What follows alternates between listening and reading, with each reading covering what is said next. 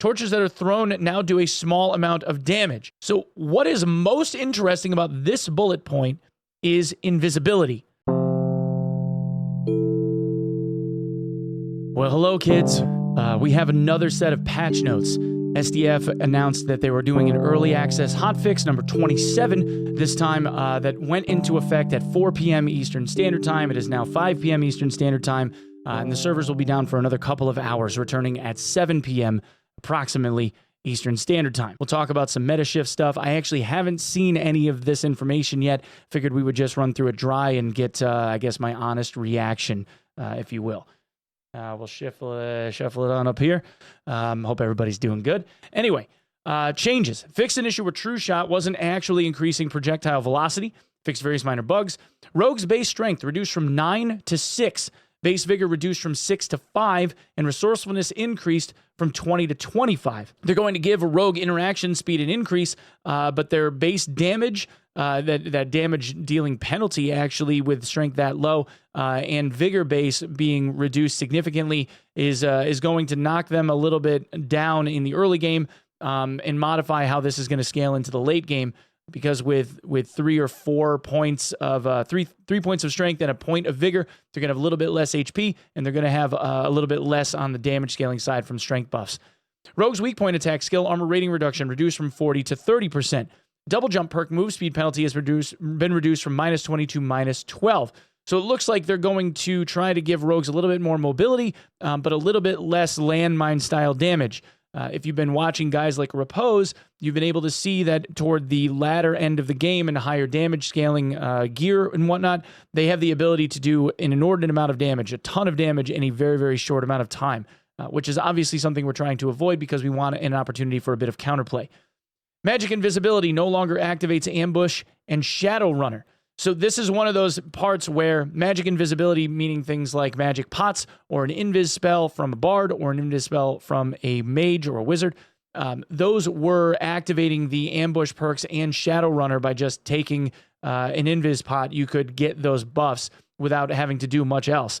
That was a viable strategy for a lot of rogue players. Taking this away, again, reducing the amount of instant damage dealing output that rogues are capable of doing.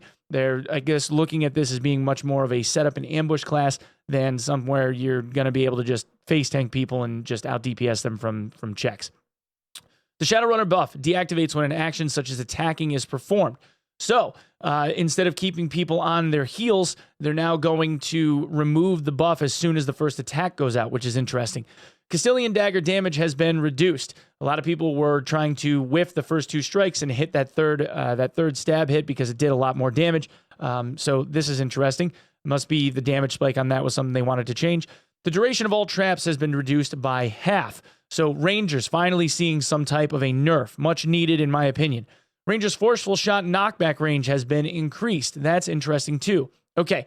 Cleric's Judgment move speed penalty has been changed from -20 to -30. Judgment seeing a buff. Judgment cooldown changed from 32 to 28 seconds, another buff. Smite cooldown has been changed from 16 to 18, okay. Holy Light casting speed has been changed from 2.5 to 2.25, giving them a little bit of love on the Holy Light cast speed. Cleric's Holy Strike damage has been changed from 15 to 20. Now, this is an interesting bit, too, because giving Clerics more base damage on Holy Strike almost seems counterintuitive to the class. Holy Strike is very, very strong. Making that more strong, I don't know if the Clerics necessarily needed that, but hey, I guess I'm here for it. Bard's Aria of Alacrity tier changed from 4 to 1. Ballad of Courage changed from 3 to 1. Beats of Alacrity from 2 to 1. Okay, so Aria of Alacrity, Ballad of Courage, and Beats of Alacrity are all now a tier 1 ability, which means that they only need 1 memory capacity in order to be able to memorize them instead of 4, 3, and 2. That is a massive change. Chaotic Discord changed from 1 to 3. That's a pretty hard nerf. Bard's Harmonic Shield tier changed from 5 to 4. Now, this is an interesting buff, too. So this makes, again, opening up Aria of Alacrity, Ballad of Courage, Beats of Alacrity, and Harmonic Shield. That's only 4, 5, 6, 7 points of memory capacity required to take all 4 of those. This is opening up the class to a lot more options, it looks like. Peacemaking tier changed from 1 to 3. That's a hard nerf. Shriek of Weakness changed from 4 to 3. So, again, a buff for Shriek of Weakness. And Song of Shadow from 2 to 3. So that's, again, a nerf, but a minor one. Updated the fall-off damage curve for the survival bow, recurve, longbow, and crossbow, so they start to lose damage starting from a shorter distance than previously. So a nerf to bows. Good. Updated the fall-off damage curve for the hand crossbow, so the damage loss is less dramatic from the previous version and more in line with the new fall-off damage curves of the other bows. Okay. Upgraded almost all armor, shield, and instruments, so the primary bonus stat improves at each rarity grade instead of every other rarity grade. So we should see better stat scaling then, if that's the case. Maybe we see higher base stat scaling on the primary stat bonuses. Upgraded most leather armors to give more armor rating per rarity grade. Okay, so leather armor will be more defensive. So this would be very, very good for warlocks. And will make rogues a bit tankier too, make rangers a bit tankier. We'll have to see how much love they gave it. Updated plate and chain armor so that the amount of armor rating gained per rarity grade is distributed across a wider range. Upgraded the frock to give more armor. All robes now give 25 magic resist. Okay, interesting. Updated the rotating map pool with the new Goblin Caves. The new Goblin Caves is a larger map. Oh, wow, they gave us the new Goblin Cave. Okay, all right, this is cool. So the new Goblin Cave is going to be a 5x5 Goblin Cave map with both the Cave Troll and the Cyclops bosses in their own individual boss rooms on the same map at the same time.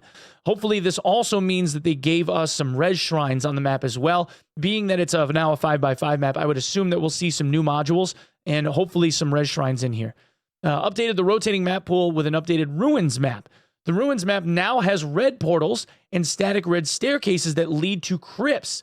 Adventurers can delve deeper from crypts into Inferno.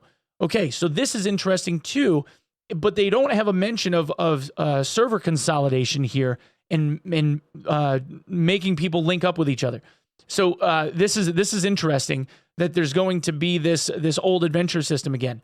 One of the biggest criticisms about the old adventure system when they had this set up this way before was that Ruins would be a ton of people, and then by the time that you got into crypts would start to be kind of like devoid of players. It was a PvE bash fest, and then obviously by the time you got into Inferno, you were just by yourself.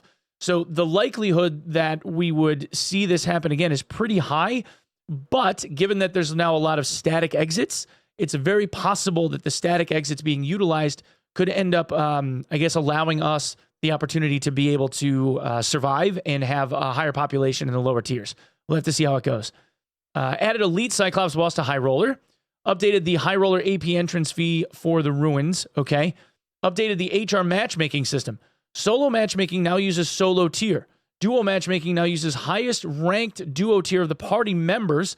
Trio matchmaking now uses highest ranked trio tier of the party members. So now if you are a low tier alt, but you are grouped with someone that is in the upper echelons, like purples and whatnot, those higher ranks are going to drag you into high rank along with them. So that is an interesting change. Maybe before it was like an average. Added 2 new items that can be crafted from special items dropped from the Cyclops. Okay, so Cyclops has its own drops now. Bandages and healing potions can now be purchased in stacks of 3.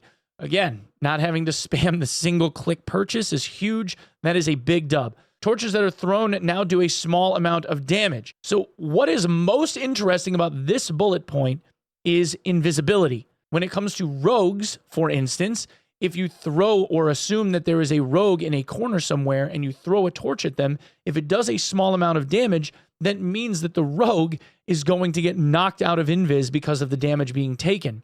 So this is actually an anti-rogue implement, kind of like passively. It would work obviously the same for people that are using invis pots and whatnot. I wonder if this also ends up applying smite for clerics, because clerics don't really have any ranged weapons. So if there's a small amount of damage being applied to a torch and you can throw the torch at someone, I wonder if smite torches are now a thing for clerics. Very, very cool. Obviously, this would apply. We already know that Ignite from Wizards is applied on torch tosses or thrown weapons in general, ranged weapons in general. So this also means that a wizard throwing torches at people would be doing Ignite damage. So that's interesting. Very cool. Okay.